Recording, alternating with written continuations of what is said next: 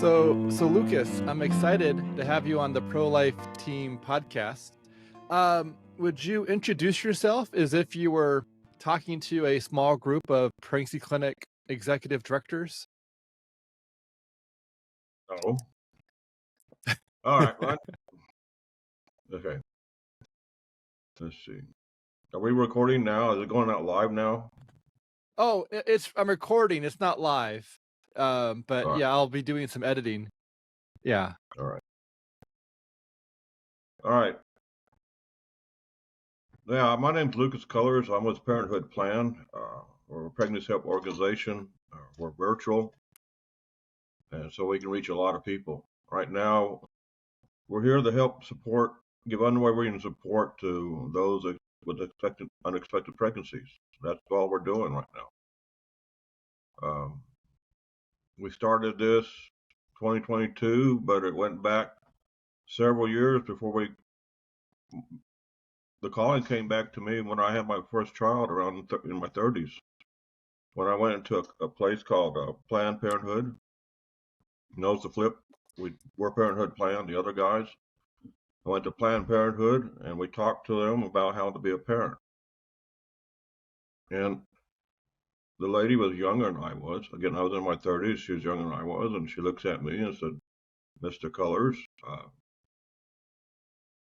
this is not what we do. We won't help you be a parent. I said, why? Your name is Planned Parenthood. I said, well, we do abortions here. Well, I got a little red face and I walked out. And I think I made a decision then I would have to do something about this. And I guess here we are 30-something plus years ago. And we're doing something about it the best we can until we grow bigger. So yeah, so tell us or tell me what it is that you're doing. So how long ago did you start Parenthood Planned? Well, we officially opened in 2022. It takes a while to get things ready. And the way we do it, we're virtual. Being virtual, we're connected to Heartbeat International, Hope Sync, and a lot of other affiliates. So they come to us, they have a concern, reach it through 5 different social media platforms. They have a concern about their pregnancy or or about just being a parent in general, because we offer classes on how to be a parent. Say someone wants, like me, when I was going to become a parent. There's books out there, but you kind of want to talk to somebody how to be a parent. And so there's a lot of information out there, and we'll direct them to the information they're looking for. And then if there's an organization that's a brick and mortar and they feel more comfortable with that, we'll hand them off to them, and they will. And that organization will take them from everything's from conception to birth and beyond that. That's what we offer. We decided on the name because it felt a calling. We went through a lot of formats. Even when I tried to sign up for some organizations, they said, "You sure you want a name? Because in your social media, they won't find you." I said, "It's not a matter of being found. It's a name I was called to use." And that's what we decided to use. Where have you seen God's fingerprints in this work over the last year and a half or almost 2 years? Where has God opened doors or provided help? Provided help in me figuring out the ministry. I've started this. Even when I started this and we got organized and we got the paperwork done and we signed the papers and we're officially Planned Parenthood, I didn't understand if that was my ministry or not. So I went to various different ministries, ICCI, M3. ICCI is a Christian organization certified as a Christian teacher or something like that, or a business like that. Or in M3 is going on missionary trips. And then I went to Heartbeat International. Now that fulfilled what I then knew that's where I was supposed to be at. This is my ministry. I was running away from it like Jonah, going somewhere else, because I knew there'd be a lot of politics involved in this. So he's helped me get involved more and allowed us to, there's a gentleman that we were doing real estate stuff with. He's very good at social media. And I was almost not going to do some things, and then we connected just out of the blue, and that spurred me to just launch everything, go through with everything. So that was a fingerprint right there, that connection right there. And then our social media, you know, anything's better than zero when you come to social media. We're having a lot of people come, sometimes if you look at the statistics, 320% over last week. So our social media is growing. So the word's getting out. We're making progress in our ministry. And that's all due to, I think, to what God's helping us do. That's good. Tell me more about how your story correlates with Jonah. Can you give us some more details there? Yeah, I was almost a couple things. Wasn't going to use Planned Parenthood. I wasn't going to use Parenthood Planned as a name. People were talking me out of using the name and finding out various ones. And okay, and I felt bad about doing that. So I got the thought that no, I'm going to use this name. This is what we're going to do. Also, I went to other ministries. Okay, do I want to get into a political hotbed of abortions and pro-life and stuff like that? Because the other ministries, they don't seem to have the politics this does, in my mind. But again, the other ones didn't feel right. They didn't feel like I was going to be, and so I didn't get put in the body of a fish or a whale, but I did get directed to say, "Hey, this is you," because of the comfort I felt being in that group of people that's doing this. So that's how I Yeah. felt like with Jonah. I think when I first heard it at Heartbeat International, I think I probably provided some pushback on it because of the legal risk tied to it, or the likelihood of that being an issue. But when it comes to following God's direction, there's no better place to be than to go the direction that He directs. So that's awesome. What's been your prayer life like during that Jonah-like experience? Like, what has that resembled, or how would you describe your prayer life during that time? I'm still learning. I got workbooks and I listen to tapes of how to pray better. All right. Bunch of people, and it's just like there seems to be so many ways that they suggest how you pray, and I'm working on what, but the prayer life has been happening since for quite a long time. It's just trying to find out.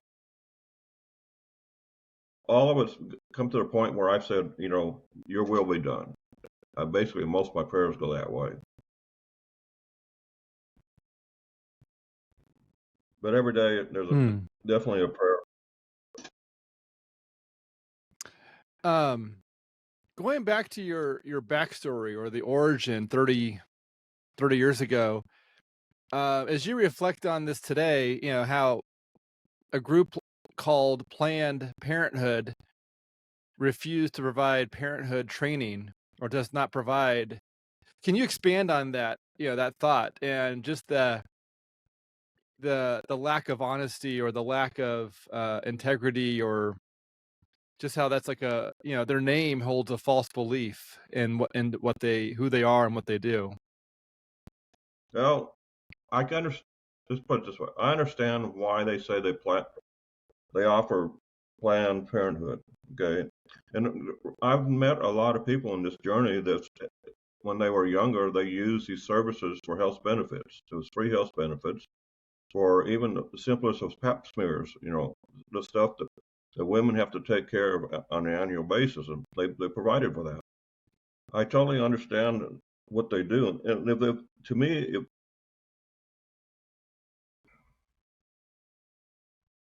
if they would change their name and be more accurate in what they do, the abortion part, I don't believe in it, but I'm not going to condemn. I'm at a point where I don't condemn for what they do. Okay, that's God's plan. But that I don't like the name. They shouldn't be using it as a Planned Parenthood. But I'm not. If it's going to change, it's going to change.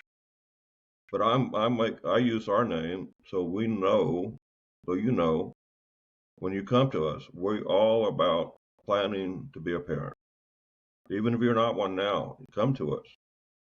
Use our resources. We'll find you a location. We'll find you, a house to maybe live into if you're pregnant and stuff like that. We'll find you a whole lot of things so you can be a parent. And after that, after you deliver, we'll help you, stay, maybe with some income or some other subsidies that help you in raising that child. But everything we do are to help you be a parent. So, if you were to compare what Parenthood Plan does as a new organization less than 2 years old or about 2 years old, compared to Planned Parenthood, that's like 100 years old, when it comes to the services regarding parenthood, how would you compare what you do versus what they do? We don't offer any of the services they offer. Right? We don't offer an abortion. We don't offer any wellness checks or condoms or birth control. We're all about the the the, the survival. If there's a baby, the survival of the baby. Again, if they want to be a parent, we're all about teaching them classes, cooking, taking care of the baby, exercises. I do social media posts all the time about general things like, okay, fun things for pregnant women. Okay, write a journal, do this, do that. Just to help them understand there are things out there to do when you're pregnant, to give them the support if they're having pushback from their families, to send them to maybe counseling or give them some information that I found through HopeSync to offer to send them. There's a lot of information that I could provide, or we can provide. Parenthood Plan, not I. We at Parenthood Plan can provide to give somebody the right vision of being a parent. Hmm. So one of the things that I've heard many times is that Planned Parenthood won't use the word baby or mom or dad. What are your thoughts on using those terms? And yeah, what are your thoughts on that? It's it's on our website. You're a mom, you're a dad, you're everything. It's a baby. You're from conception. You're responsible for it. And here's the thing. Okay, you come to us, or you go to one of our affiliates, and you decide that you want to do the abortion. Okay, we offer counseling after that. It's a process in their mind. What they're going to have some. We find that the statistics show there's issues, but people have remorse after they have the abortion. So we'll have them counseling for that, help them get through that process. And then maybe if they come back and they're pregnant again, they will go through. They want to be a parent. They understand that. Hey, they just didn't have the mindset at that time to be a parent. And we'll say, okay, we understand. Let's help you get through this. So, being that you're a virtual center, when it comes to someone who may want to get an in-person ultrasound or in-person services, do you provide referrals, or what does that look like as someone providing All right. remote service? Give me a zip code. Give me an address. I'll refer you out to maybe 3 to 8 different organizations within a certain mile radius of where they want to go to. If they want to go out of state, they don't want to go local. We can through our services, we can find them a place out of state or or maybe a larger radius so that they don't want their neighbors to know what's going on. And we'll connect them. We'll talk to the person that's reached out to us and say, hey, here's some possibilities. We'll give one or two ways. Do you want us to introduce you, or do you want to introduce yourself, or do you want that organization to contact you? And we'll give them those three choices. And then there, when they come into our system like that, then we do follow up. We have their name and their some email or phone number, and we'll do follow up and see how they progress. Because I do the same thing. I want to do something, and sometimes I say, oh shit, I don't know if I want to do it anymore. And so when someone follows up, I follow through, and we do the same thing. We follow up on the people to give them some courage, an understanding that hey, you're not alone in this process, so they can go through and figure out what they want to do in their life with the child. Hmm. As a relatively new organization, what have you found as being the most helpful for getting advice, direction, tools, resources? Like, what's been really helpful? I pull off. When we started this, and another reason I started is we started Parenthood Plan was because I hadn't heard about any of this before. Okay, I got into this organization, and then I went to again. Heartbeat International was one place, and some of these people have been doing this for 40 some plus years, and that blew my mind away because I haven't heard about them yet. So what I'm doing, I'm taking the resources from the people who have been doing this 40 years. The large Heartbeat International, they put out information for that. There's so much information once you get into this that I share. Okay, we share what we find to the individuals. That's good. Yeah, Heartbeat International is um, yeah, a favorite of mine. Some of the other resources that are on par or similar would include CareNet, and then there's state level groups as well. Yeah, Many states are forming state coalitions, and then some. The state that seems to be the an example to other states. It seems to be the group out of Missouri, Alliance for Life Missouri, and then there's also groups like NIFLA that focus on the legal and with the medical, yeah, maybe 60% legal, 40% medical. And then there's groups like APLOG, which are all medical, Association of Pro-Life Nurses. And yeah.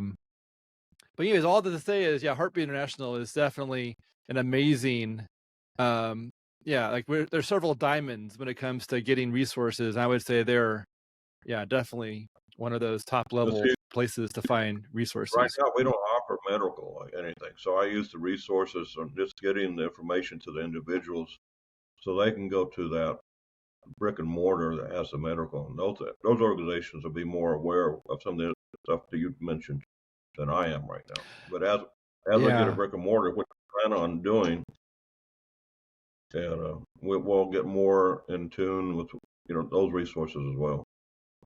Hmm. Yeah.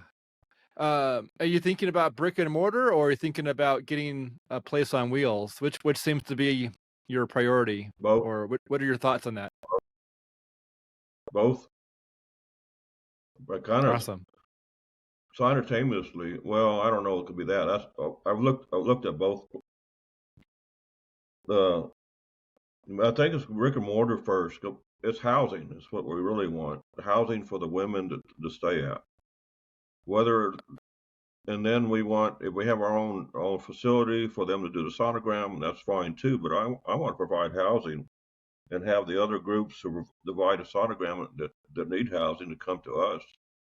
And then we'll open a facility to provide our own sonograms and the training sessions and all that stuff in person. And then eventually we'll go from there to the like Save the Stork and stuff like that. We'll do a mobile type service. Awesome. Yeah, because I'm just imagining having Parenthood Planned parked right next to an abortion clinic. That to me that Yeah, sounds very yeah, exciting. yeah. Um, so what's something as a new director of a new clinic, what's something that you've learned that you would you think was many other directors may not really know or understand, that's something that what's a nugget of information that you've learned along this new journey? I I don't have a nugget to share with the directors that have been there because they've been doing it more a lot longer than I have. What I know is that I need a bigger team. I need to. We're getting, funding's always the hardest thing. And once I get the funding set up, then our team will grow because I can't. We can get volunteers, but for directors, if you look at my social media, it's not me in there. I'm not. I'm pushing. I'm not supposed to be here. It's an organization that grows by itself. Parenthood Plan. That's an organization. So we need directors. We need all the people that will facilitate the growth of this. As I'm looking to pull back out of it, name wise, as fast as I can. Because I just want this organization to. It's a big responsibility, and I need more help doing this. Oh, that's good. Yeah, I've got a couple of thoughts. One, if you try and make the organization grow on its own without you as as a key part, that's sort of ensures longevity, or it makes it so that it's not reliant on you into the long term, but it makes it but it's by having procedures or the team set up to Yeah, grow and to take care of everything that needs to be done. That's a good place to be. It's also probably it's a difficult project if you get to the point where you can step out, but um, and then also I'm imagining when it comes to your website content, I do a lot of SEO work, which is tied to like showing up on Google for certain phrases, and I'm imagining, how well your content could or maybe does or will compete for phrases based on your name, and how that would be really helpful to see that grow as your team grows in that area and as your yeah, content grows. yeah. Right now, it's not about the SEO though. It's what I'm going to churches, events, word of mouth. Uh, when we first got the website done, even if you knew the actual name, parenthoodplan.org, it was hard to find. We got that fixed. So now, if you know the name, you can find it now. And sure, if they search for parenthood, you won't find us. You don't use keywords, you won't find us like that. But so what you'll find is, we've got a database of 3,000 people we're sending information to. That you'll find is through them. And so God will take care of the SEO. God will take care of how fast we're supposed to grow.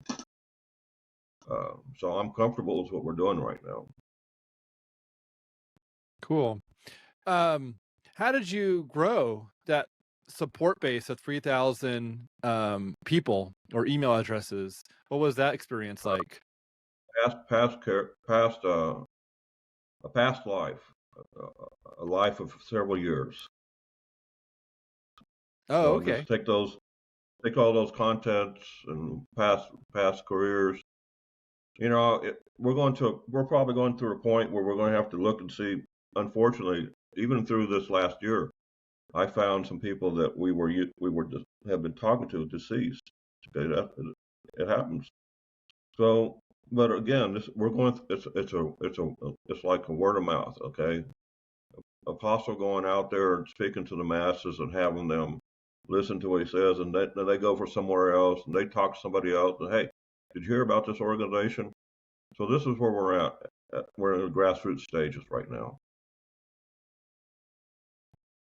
So when it comes to going to churches before Parenthood Planned, had you ever gone to churches or spoke in front of churches before, and how was that experience of doing that if that was new?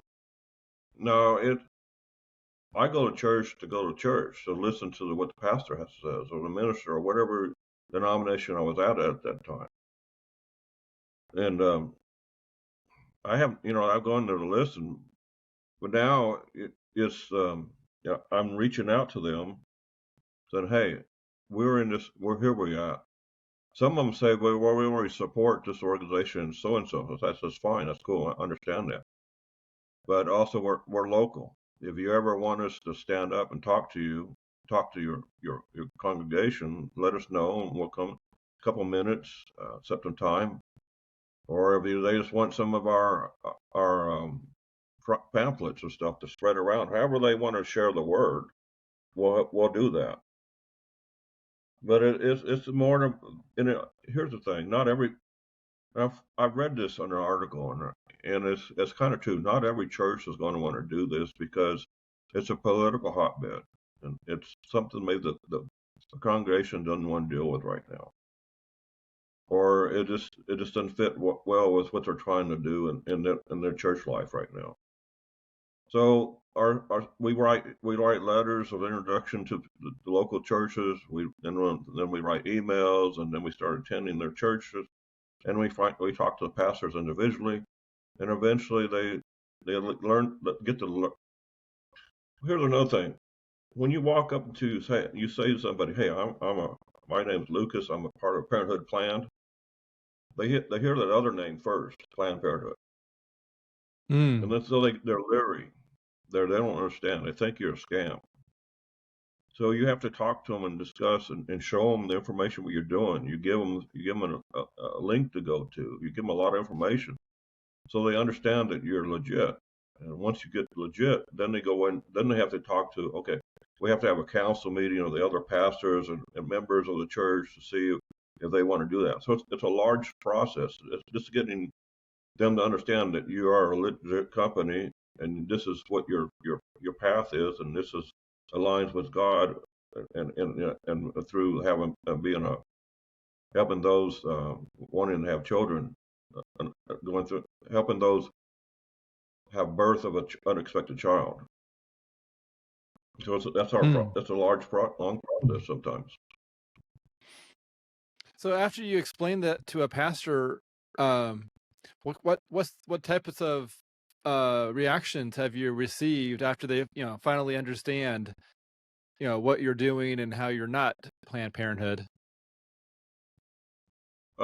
This process, we started, we got our local churches. We have about 20 local churches we're contacted with, and two of them responded back. Well, actually one has only responded back, and they said, "Well, we have to have a committee meeting. We'll let you know." And the rest, we're waiting on responses. Like I said, we do postal mail first, and then we try to do emails, and then we'll do a in-person walk-on. Meet at their office or do something. And I'm expecting.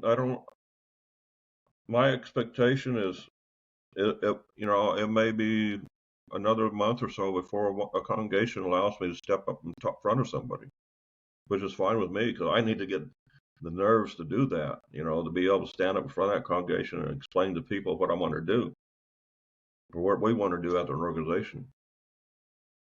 So it's been fun. I've been enjoying it. Awesome.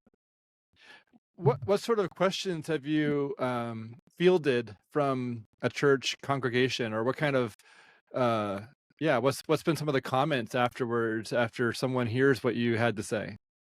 They don't question what I do. I mean, they end up to believe, once I convince them, it's just, we'll get back with you.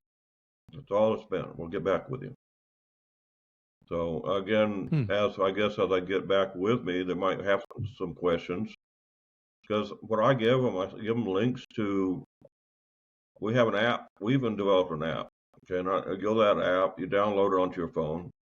It's not a Google app yet. It will be, but it's not yet. You can share it, you scan it, share it, send it as a link, however. In my signature, if you've seen my signatures, you'll see that app, my signature, and my emails.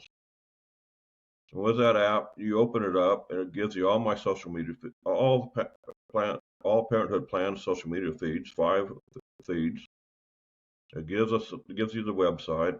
It does give you a donation page if you're so inclined, but they can go there and they can see exactly what we do in black and white or on the screen or whatever you want to call it. They'll see what we do, and then after reviewing that, if they take the time to review that, my assumption is they will come back to me and say, okay, Mr. Cullers, we saw this. We'd like to have a few more questions.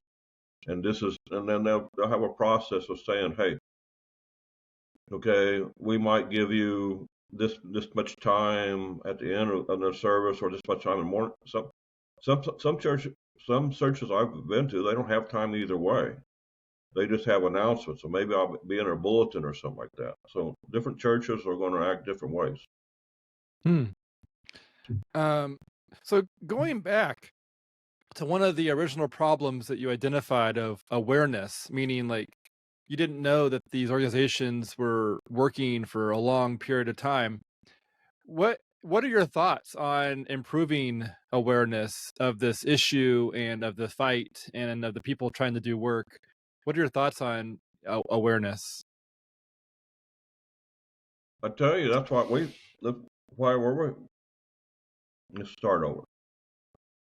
I'm hoping I'm adding to awareness factor. Okay, that's what our goal is.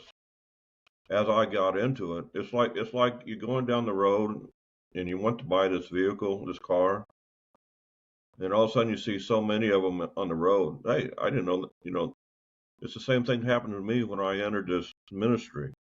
So we have a rally coming up this weekend here near Austin, Texas. I'm right now in a location near Austin, Texas. And there's a rally this weekend. We're going to join that. There's going to be, and Texas is a big pro-life state. So there's going to be a big rally this week, Saturday. I'm attending that. It's actually my first rally as a member of this ministry. And so it's my hope that through the people I talk to in the circles I go to, give them the understanding there's a programs out here. Maybe they've never heard of it. I've had people say, I have never heard that service before. Yeah, when I tell them, yes, I'm a member of a group of Heartbeat International where we are 3,000 pregnancy help organizations and with 180,000 or 80,000 individuals inside of that organization. So it's a pretty big group, but it's not large compared to some numbers. Okay, I'm a real estate agent as well. I was in my agency, my MLS. There's 100. How many? 80. There's 80,000 agents. Okay, in one little district. Now we're talking worldwide. Heartbeat has 3,000 agencies worldwide. And again, there's an auxiliary. The people that work inside there makes it a bigger number, but it don't seem large enough yet.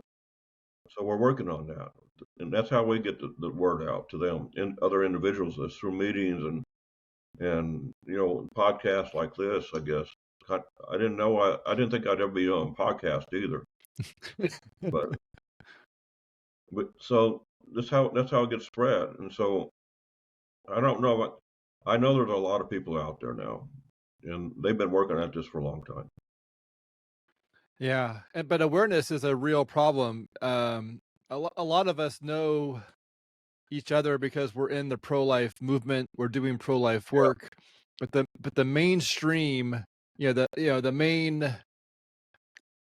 just mainstream media, mainstream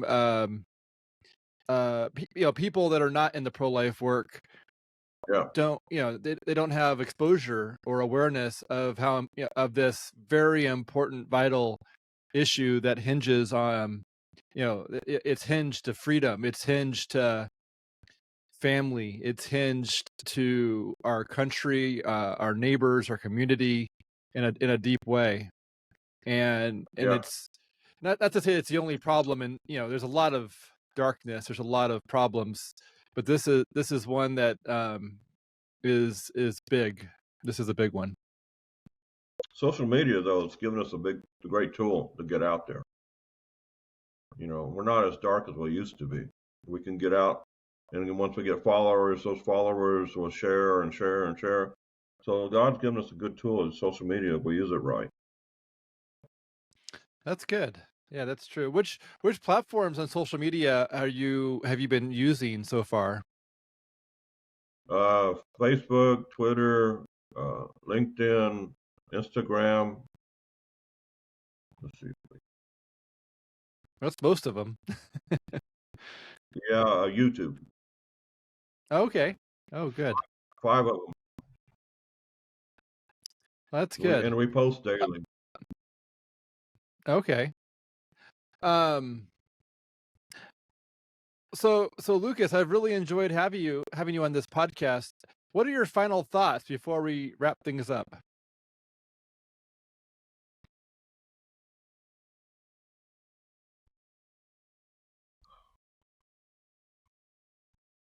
I just appreciate the opportunity here, Jacob. Really do. That's it. That's it. Thanks for having me on here. Sure, my pleasure. Would you, before we end it, will you close this podcast out in a prayer, and with the expectation Sure. that those who are listening could join in? Dear Heavenly Father, we come to you. We thank you for this ministry you've given us, this path that you enlightened for us that we can follow. And we know without you, though, we cannot succeed. We ask you for continual help. Through your Son, Christ Jesus. Amen. Amen. All right, I'm going to go ahead and stop it there.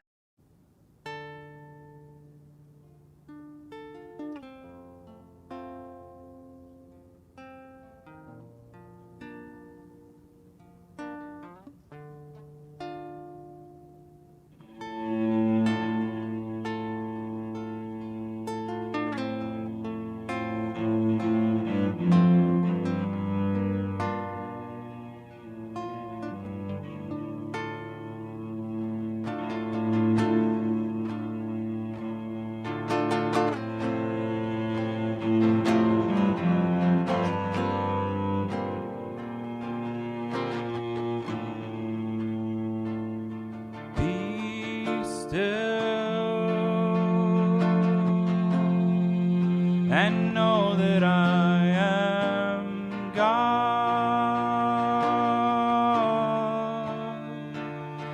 Be still and know that I am God. Be still and know that I am God. Be still and know that I am God.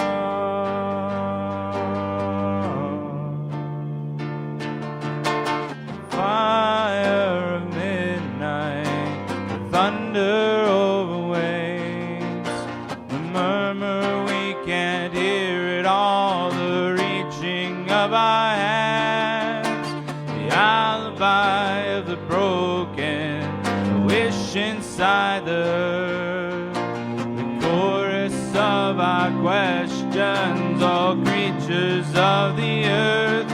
Be still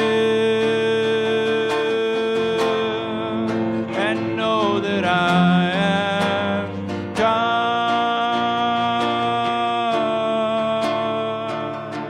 Be still and know that I am God.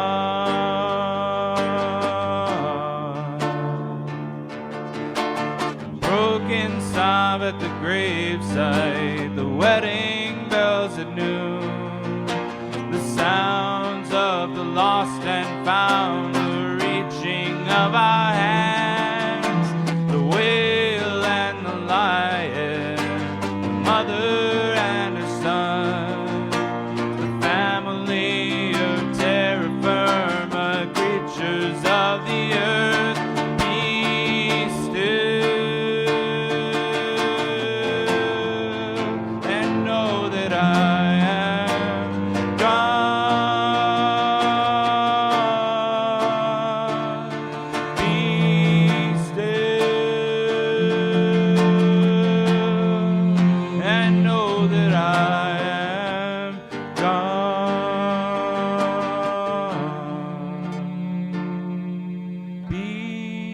and know that I am God. Be